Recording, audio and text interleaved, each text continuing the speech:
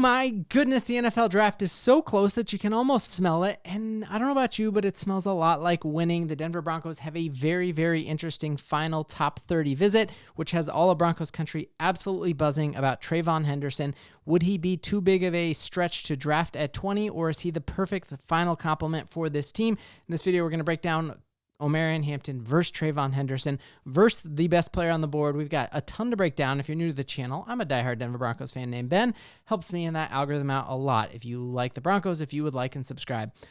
So the Denver Broncos, we know they have brought in an inordinate amount of running backs. We are now talking 9 different running backs of their top 30 visits that they're allowed to have at Dove Valley.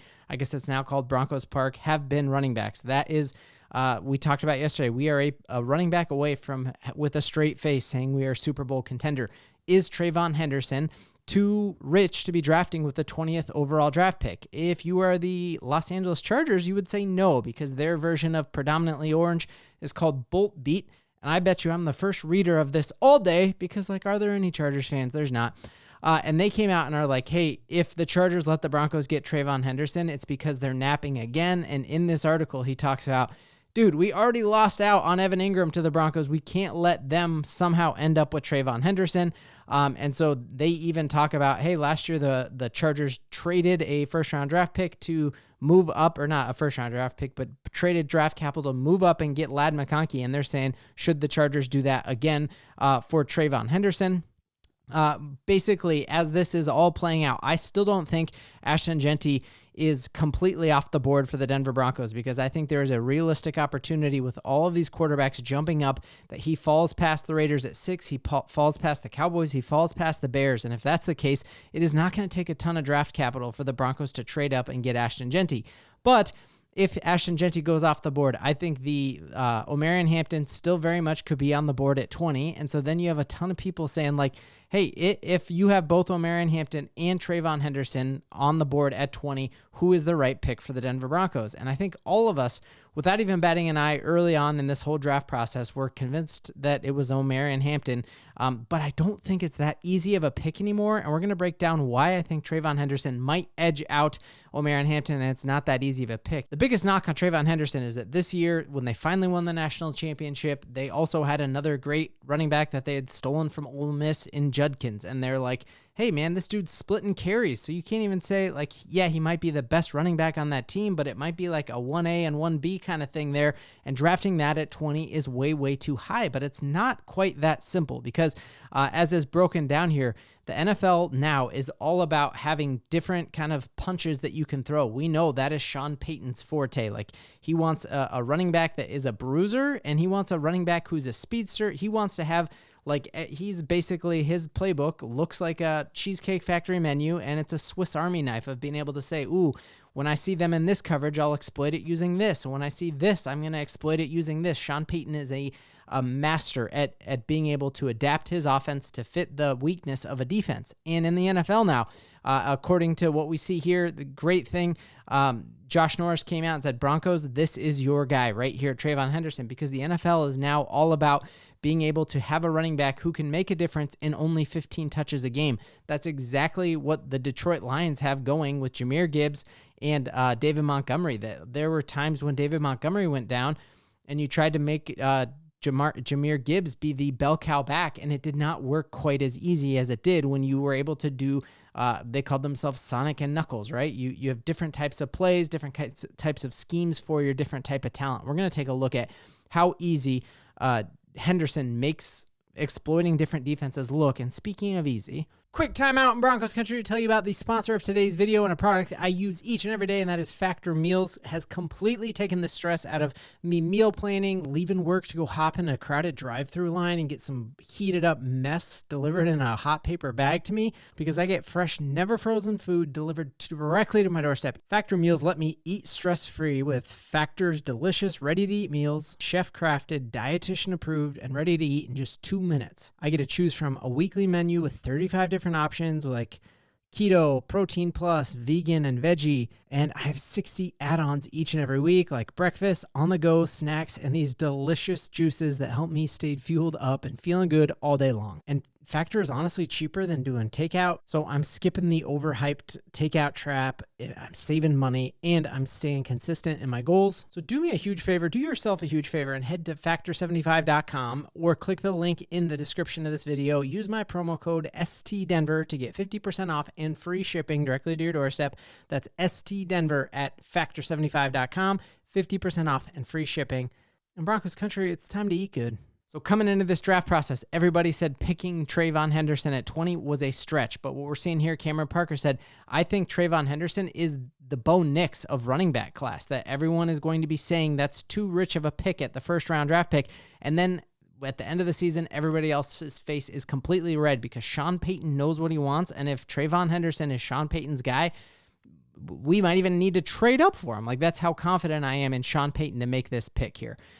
If we take a look here, just at pure raw athletic score, we got to remember that Treyvon Henderson playing Ohio State, and playing in the college football playoffs, he got to go against SEC teams. He got to go against Big Ten incredible defenses versus Omarion Hampton. Never played like super formidable defenses. And if you take a look at their size and relative athletic scores, they're not that far off. Obviously, you're seeing Omarion Hampton is getting scored a little higher, but that's just because he's coming in at 220 pounds, and Treyvon Henderson is only coming in at 200 pounds, like barely over 200 pounds.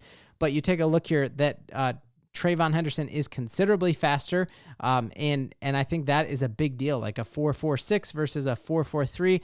I guess that's not considerably faster, but that, I think that makes a difference. And if you take a look here at what Sean Payton has done with other elite running backs at different sizes, you can't help but look at just like how similarly Treyvon Henderson and Alvin Kamara map together when it comes to their size, especially.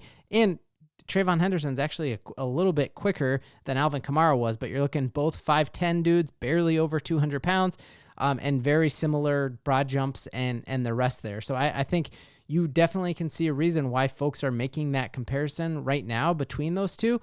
And you just see some absolute dynamism in the backfield with Treyvon Henderson, and watching this breakout run here in a football playoff game. It reminds me a lot of Jahmyr Gibbs, you guys. Like, when he gets going in space, he's loose. And when was the last time this is that play again, a little more zoomed out, but seeing him in the screen game there, and it's basically like Marvin Mims returning a punt, right? Like, this looks dangerous, and that looks like an amazing asset to have on this Broncos team. So looking here we pulled this up the other day. This is Pro Football Focus's Advanced Analytics, and it's just interesting to me to just see how are these dudes comparing to one another. And so we talked last time about this page in particular and which gap each running back prefers. We talked about how Omarion Hampton definitely prefers the A and the B gap. And if we look at Treyvon Henderson, he's preferring this C gap. And we look at Sean Payton's pulling system. I think this could be perfect for Treyvon Henderson. But one of the things that I thought was interesting was there's not a huge fall off here when it comes to yards after contact per attempt. And so you're looking here that yards after contact, 4.43 for Treyvon Henderson. And you look here at Omarion Hampton, it's 4.35. I would have guessed for sure this bigger bruiser of a dude in Omarion Hampton would have a lot more yards after the contact. And that's the thing that would concern me about a smaller running back. And you know that the contact that Treyvon Henderson is getting is a lot more formidable in the Big Ten and then in the college football playoffs than it was playing in the ACC before Bill Belichick got to North Carolina, seeing just how great with the ball he is, that he had one drop of passes all year long. How many drops did we see from Javonte Williams all year? And we know that Bo Nix is going to throw a much more catchable ball than any college quarterback that he had. I guess maybe he played with C.J. Stroud. He also had an incredible freshman year at Ohio State before he hurt his foot, but then he showed that he can bounce back from that foot injury and still had tremendous production here. Seeing that he had 0 fumbles all last year, he carried that team to a national championship in part with a lot of guys. So that's really exciting to me, and I am curious what all you think. Do you think 20 is way too high for Treyvon Henderson? There is a chance that if the Broncos are to trade back, Treyvon Henderson would be the perfect target, but we know Chip Kelly loves his Ohio State guys. If he doesn't get Ashton Jeanty, there is no way that Treyvon Henderson is going to fall past the Raiders in that second round. And there's even a possibility here where if Treyvon Henderson, if we pass on him at the 20th overall draft pick, it looks like, as we saw from that article, the Chargers love the Big Ten. Jim Harbaugh played against him when he was a freshman and when he was a sophomore. And so you could see a world where the Chargers or the Raiders both are going to get him if we let him slide. And so I think, hey, if that is Sean Payton's dude, I'm going to be happy with it. Other thing that I saw that just made me super, super stoked here is that we got our first preview of the ranking of tight ends across the NFL. And it was just amazing. I had to do a double take of this because it's like, wait, the Denver Broncos have a tight end who's ranked as one of the best guys you should draft on your fantasy team, because man, it has not been since we had Julius Thomas that you would even say the Broncos had a top 10 tight end. You maybe would have taken a flyer on Greg Dulcich before we actually saw him play, but this is incredible to me that if Evan Ingram truly ends up being the 5th best tight end in the NFL, our running game is going to look night and day different, because you are now talking about layers of weapons that Sean Payton's offense has at its disposal, with Marvin Mims just being the speedster, with Courtland Sutton being the go up and change of possession type receiver, going up top to grab something, and Evan Ingram being able to take over the middle of the field. I already think our running game is going to look crazy good next year. And so you now all of a sudden pair together a Treyvon Henderson as that speedster with an Audric Estime as your put your head down and go get me that first down.